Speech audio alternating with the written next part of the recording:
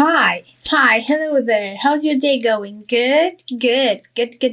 Welcome back to my channel. And if you're new here, let me just tell you that I'm LadyDyvine here on YouTube and on social media. I'm a pro makeup artist and I recently moved to the UK. This is why I started doing my YouTube video tutorials in English. If you want to learn more about professional makeup artistry, I would advise you to subscribe to my channel and to ring that bell button, grab your mirror, grab your makeup utensils, and start practicing today. I started working on a lengthy online makeup class, and I was writing a segment about color theory and about how we apply it in makeup. And I thought, hey, why not film some video tutorials on this topic, because it is such a large part in makeup artistry that you really have to watch several tutorials in order to really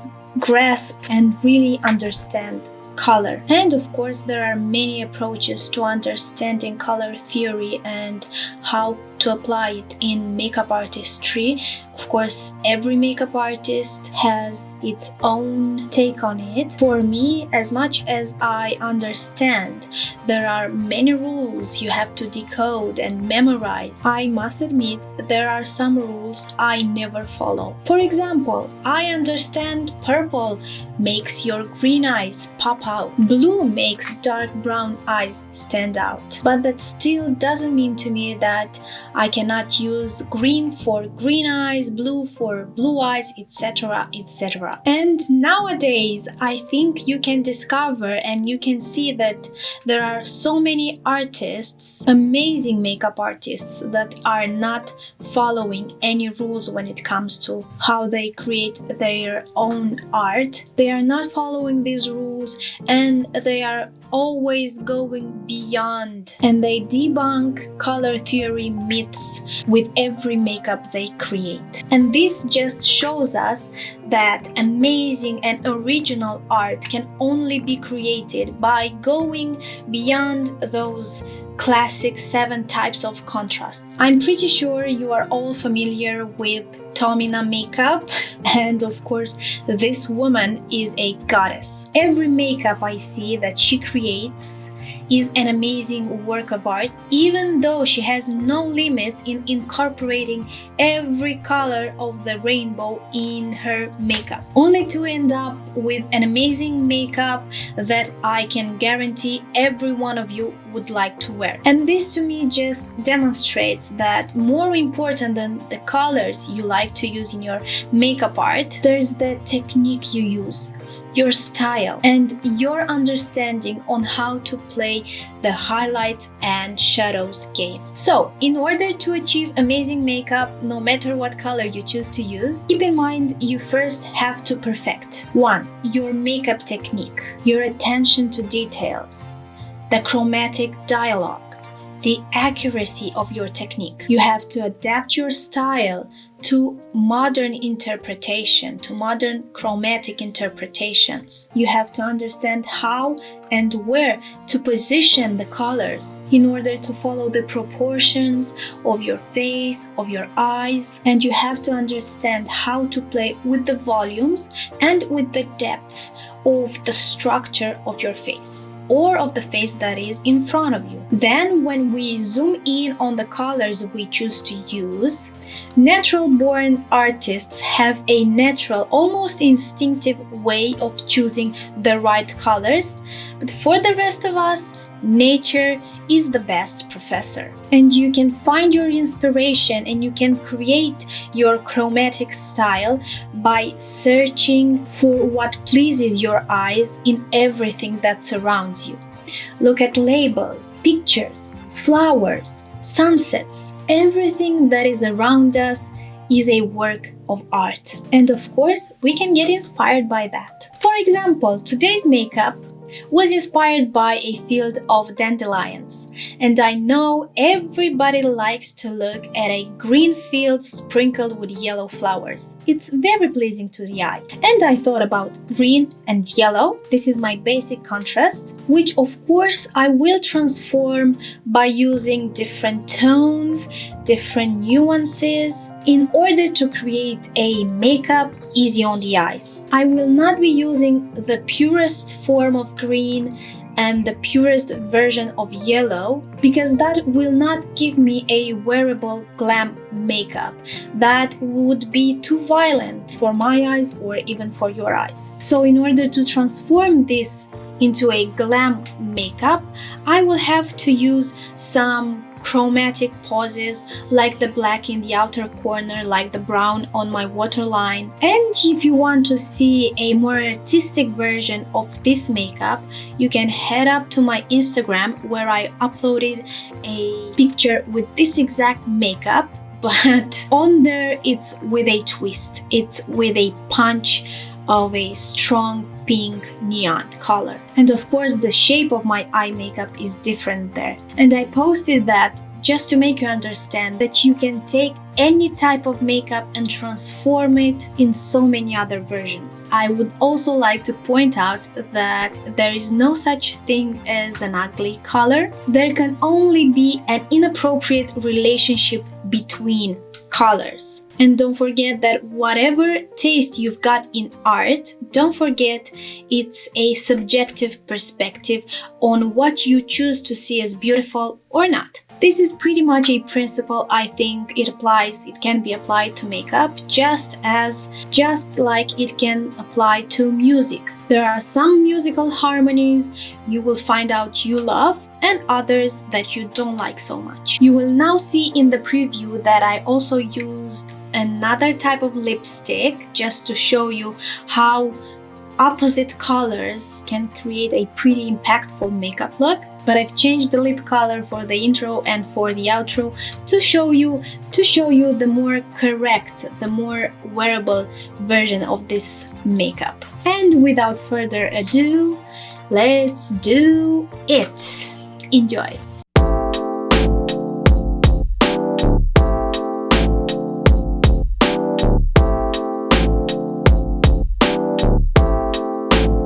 Prep your eyes with any primer you have. I really want you to focus on the technique rather than on what products I use. I want you to use whatever products you have without feeling the pressure that you have to buy exactly the products I use.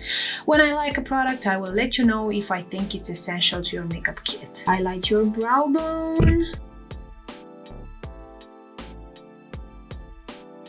Next, I'm going to take this matte beautiful yellow eyeshadow, and this will basically be our transitioning color. And it's such a good transition color for the green because if you look on your color disc, you will see that yellow stays right behind the green, and whenever you're looking for a transition in color and you're not sure what to use, the safest color would be the nearest one to your main color. For example, if you're using red eyeshadow, orange would be the safest transition color. If you're using orange as your main color, yellow would be the perfect to transition it into your skin. If you're using blue, well, violet would be a beautiful color to transition the blue in. Of course, you can transition one color into its opposite color, but that is a different type of contrast and it's trickier to understand. So right now, let's just stay safe and play it safe. Take an easy blendable black pencil and start defining the outer corner with a clean brush. Start patting until you blend that black into the yellow. Oh, it will not be easy to blend a creamy product into a powder product, but you must try to do so. Be patient. And then pick a black eyeshadow. You see how I'm only showing you the colors you need to use and not the specific products, because it doesn't matter what brand of eyeshadows you use. You just have to focus now on how we use these colors. It's just a black eyeshadow that we are now trying to blend into the creamy pencil, and of course blend it into the yellow, paying attention to every detail. Do you see how my direction is still very clean, and with lots of patience try to diffuse the black into the yellow and to keep it clean. You will have to change the position of your head and also the way you are handling the brush.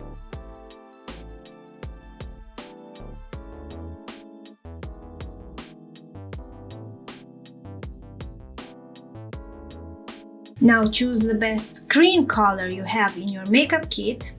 If you're curious, I'm using the Be Perfect palette, but you can use whatever you've got. You see, green is such a safe color to pair with yellow because green already has in it some yellow pigment, because green is the end result between mixing blue and yellow together. Just as we applied the black eyeshadow, we will now apply the green eyeshadow using the same patting motions and combining these motions with blending motions.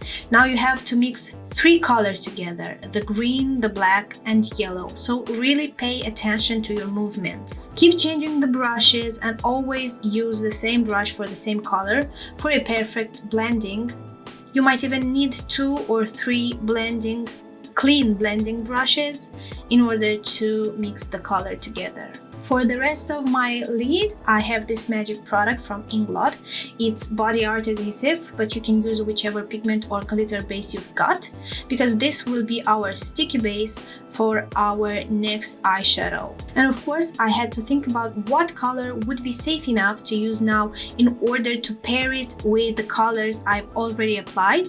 So a rusty vintage olive goes amazingly with everything else, because this kind of olive has green reflexes and also yellow reflexes.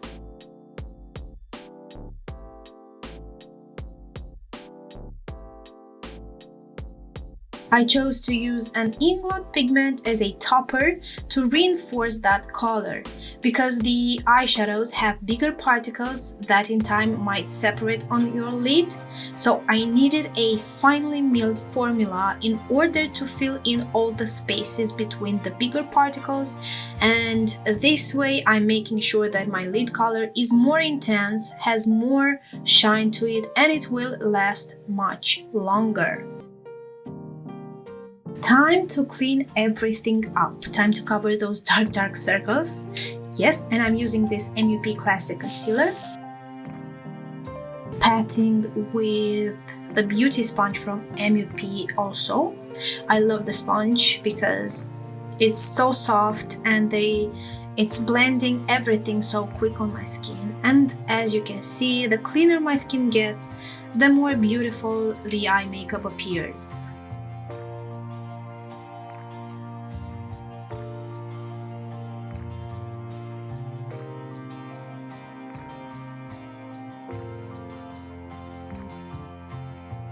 And now, before applying the same technique and the same colors to my lower lid, I have to slightly bake my under eyes with a little bit of powder. I love how this powder blurs everything. Powder in general blurs your skin on camera. Not in real life though. That's too bad.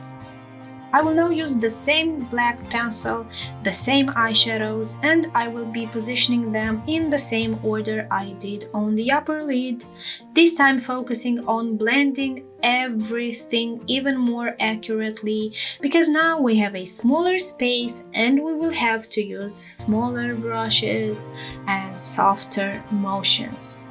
Be careful with your blacks, be really careful with how much eyeshadow you pick with your brush, because now you don't want to spoil your under eyes. It's crucial to keep the under eyes clean, because if you pick too much eyeshadows and you've got fallouts on your under eyes, there's no going back. So pay attention to the quantity of eyeshadows you pick up. Blend after every step you make, and then infuse the shadows with the same yellow eyeshadow you have used on your upper lid. Blend everything together.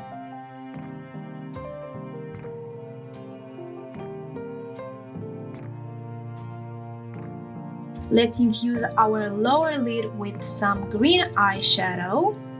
Of course, we will smoke it out over the black in the outer corner to connect the shapes and to get that chromatic dialogue, that continuation between the upper lid and the lower lid.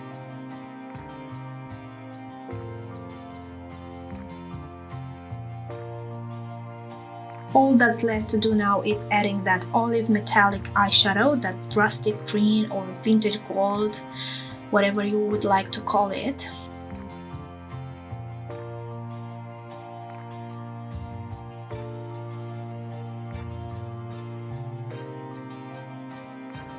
And now, using a very strong and bold pigment, I will highlight my inner corner. It has to be with a yellow undertone because we are trying to color match here.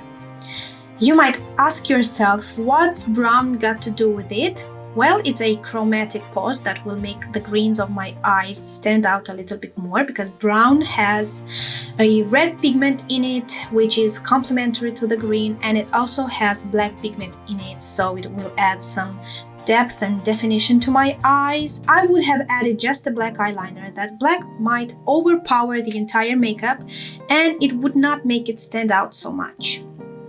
Bronzing my face, nothing different here. I'm just warming up my skin tone. And I am adding this fantastic highlighter, almost applied it off camera.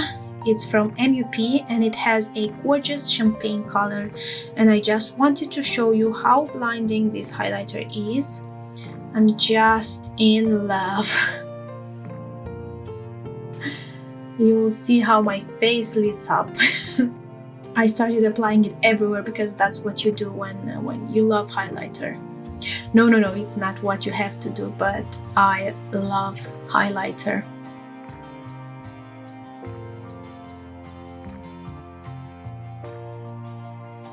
Just add some mascara. I'm going to apply some false lashes just for the camera. And for my lips, I decided to create an interesting contrast with a red lip, because green and red, they are opposite on our color chart, and together they create a pretty impactful and violent contrast. It will definitely catch your eyes when you see green and red together, whether it's in a painting or in a makeup. And I wanted to create this reverse ombre effect, that frostbite effect on my lips without losing any definition. And this is why I've used a nude lip pencil first, and then I'm using this retro matte MAC in the shade Feel So Grand, blending it out on the center of my lips. I'm just blending it with a bigger brush. I love this effect. I hope you like it too. Yes. Let's blend it. Do you see how the eye makeup pops even more now?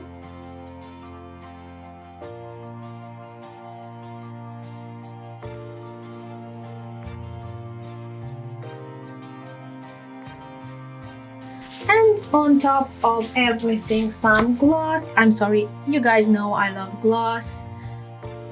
I love how it just complements the entire makeup. I hope you like this tutorial, guys. Please tell me in the comments below if you enjoyed a short lesson about color theory.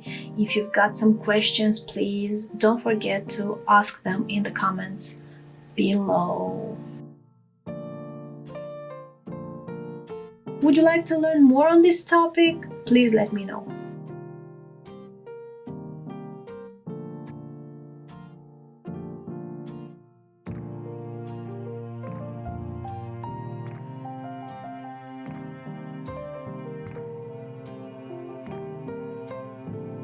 That was the makeup, and that was the little small lesson about color theory. It's just an introduction to color theory. As I've warned you before, I changed my lip color just to show you guys if it's too much for you to wear green on your eyelids and red on your lips. You can Always pair a strong makeup eye with a nude lip. Greens go perfectly with pinkish lips. They have a great friendship, but they have a great friendship with peachy tones, orangey tones too. I hope you enjoyed watching this video tutorial as much as I enjoyed creating it. If you liked it, please don't forget to thumbs this video up, show me you liked it. It's very important for me. If you've still got some questions, throw them in the comments below. I'm also tired to ask you guys to subscribe to my channel, but I have to do it. I have to remind you every time because I know you may be forgetful. See you on my Instagram, guys. That's it. Kisses.